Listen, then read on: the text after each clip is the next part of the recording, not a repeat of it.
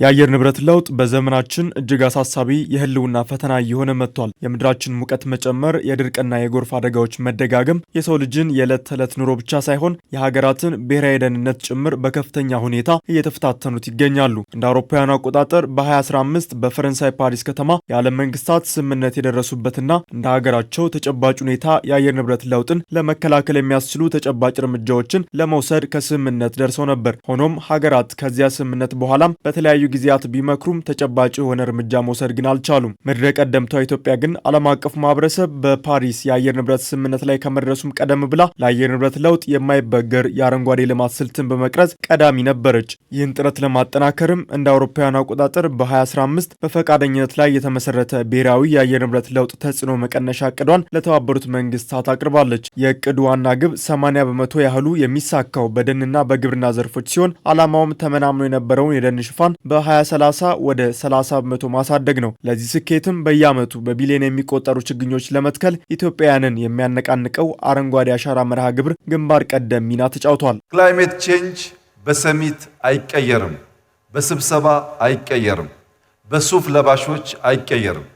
ክላይሜት ቼንጅ እጃቸውን ጠቅልለው በሚተክሉ ጀግኖች ብቻ ነው የሚቀየረው። ይህንን ተግባር በመፈጸም ለዓለም ማስተማር ከኛ ይጠበቃል። በብዙ ኮንፈረንሶች ብዙ ገንዘብ ይባክናል። ነገር ግን ለመትከልና ሁኔታውን ለመቀየር የሚተጉ ሀገራት እምብዛም ናቸው። አፍሪካ አበክራ መትከል ካልቻለች መጻኢው የዓለም ተስፋ መሆኗ ይቅርና እንደተለመደው የዓለም ሸክም ሆና ትቀጥላለች።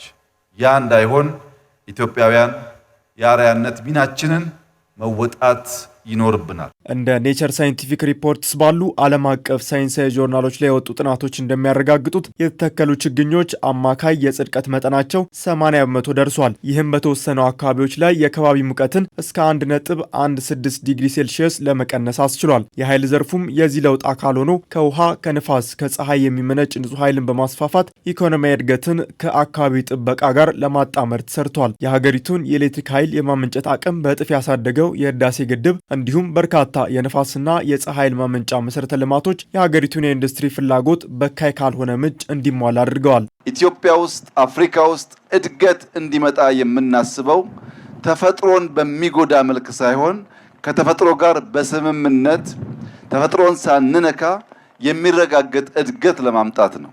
ለዚያ ሁነኛው መድኃኒት ደግሞ ክሊን ኢነርጂ ላይ ማተኮር ነው። ኢትዮጵያ በደፈን አፍሪካ እንደሚታወቀው ካላት የኢነርጂ ሶርሶች ከሞላ ጎደል ከክሊን ኢነርጂ የሚመረቱ ናቸው። በሃይድሮ ፓወር ከውሃ የምናመረጨው ኢነርጂ ክሊን ኢነርጂ ነው።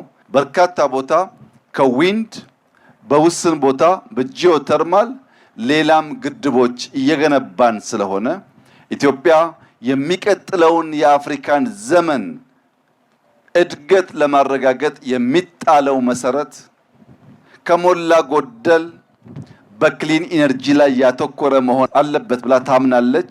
ኢትዮጵያ የራሷን ፍላጎት ከማሟላት አልፋም ይህንን ንጹህ አረንጓዴ ኤነርጂ እንደ ኬንያ፣ ጅቡቲና ሱዳን ላሉ የጎረቤት ሀገራት በስፋት በማቅረብ ላይ ትገኛለች። ይህ ተግባሯም የጎረቤቶቿን የካርቦን ልቀት ለመቀነስና የምስራቅ አፍሪካን የኢኮኖሚ ውህደት በማፋጠን ኢትዮጵያን የቀጠናው የአረንጓዴ ልማትና አስተማማኝ የኃይል ትስስር ማዕከል አድርጓታል። ለልማት ትልቁና ዋናው ቁልፍ ጉዳይ ኤሌክትሪክ ስለሆነ ወይም ኃይል ስለሆነ ኢትዮጵያ ደግሞ በተፈጥሮ በኃይል የተለያዩ የኃይል ምንጮች በተለይ ታዳሽ ኃይል ምንጮች የታደለች ሀገር ከመሆኑ አንጻር የተለያዩ የቀጠናው ሀገራትና እንዲሁም የጎረቤት ሀገራት በአጠቃላይ ኤሌክትሪክን እያቀረብን እንገኛለን ነው። ጅቡቲ ኦልሞስት ከ12 ዓመት በፊት ማቅረብ ጀምረናል። ሱዳን ወደ ከ10 ዓመት በላይ ማቅረብ ከጀመር በጣም አነስተኛ ሆኖ ዋጋ።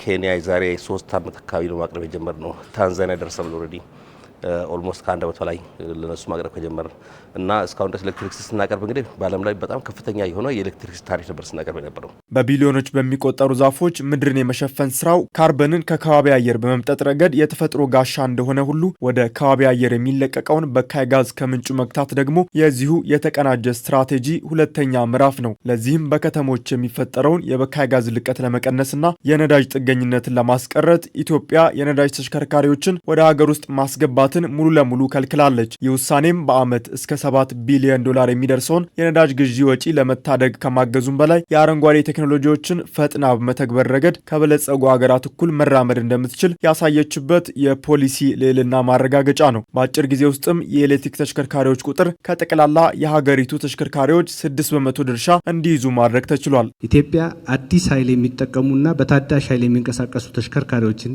በማስፋፋት በነዳጅ ላይ ያላትን ጥገኝነት ለመቀነስ እየሰራች ነው። በዚህም የትራንስፖርት ዘርፍ የሚከሰተውን የካርቦን ልቀት እየቀነሰች ትገኛለች። በዘላቂ ትራንስፖርት ላይ ያተኮሩ ውጤቶች የካርቦን ልቀትን ለመግታት ብቻ ሳይሆን ኢትዮጵያን በመላው አፍሪካ በአረንጓዴ ኢንዱስትሪያላዊነት አፈጻጸም ግንባር ቀደም ያደርጋታል። በእርግጥም የትራንስፖርትና የኃይል ዘርፉን ወደ አረንጓዴ የማሸጋገር ጥረት የሀገሪቱ የኢኮኖሚና የማህበራዊ መሰረት ከሆነው የግብርና ምርታማነት ጋርም የሚቆራኝ ነው። ግብርናው በአየር ንብረት ለውጥ መዛባት ምክንያት ተጽዕኖ ውስጥ እንዳይወድቅ አርሶ አደሩ ዘመናዊ የአፈርና ውሃ ጥበቃ ስራዎችን እንዲያከናውን፣ ድርቅን የሚቋቋሙ ምርጥ ዘሮችንም እንዲጠቀም በስፋት ተደርጓል። በተለይም በመስኖ ልማትና በበጋ ስንዴ ምርት የተመዘገበው ስኬት ግብርናው በአንድ ወቅት በዝናብ ላይ ብቻ የነበረውን ጥገኝነት ያስቀረ ነው። እነዚህ የልማት መስኮች አንዱ ሌላውን የሚደግፍና የሚያንቀሳቀስ የተቀናጀ የአረንጓዴ ስነ ምህዳርን የሚፈጥሩም ጭምር ናቸው። ይህም ኢትዮጵያን በአየር ንብረት ለውጥ ዲፕሎማሲው መድረክ በተግባር የተፈተነና በማስረጃ የተደገፈ ስራ ይዛ በመቅረብ ረገድ ቀዳሚ አድርጓታል። እነዚህ ሁሉ የክሊን ኢነርጂ ኢንቨስትመንት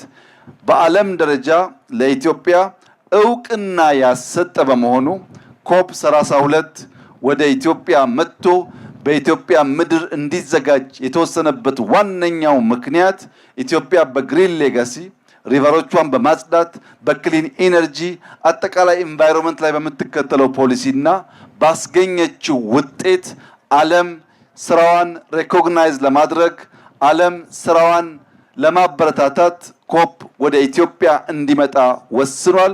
እንደዚህ ያለው ድል እንዲበረታ፣ እንደዚህ ያለው ውጤት እንዲጠናከር በድል እርካታ ሳይፈጠር በትጋት በትብብር አብረን እንድንሰራ አደራላችሁ ፈልጋለሁ።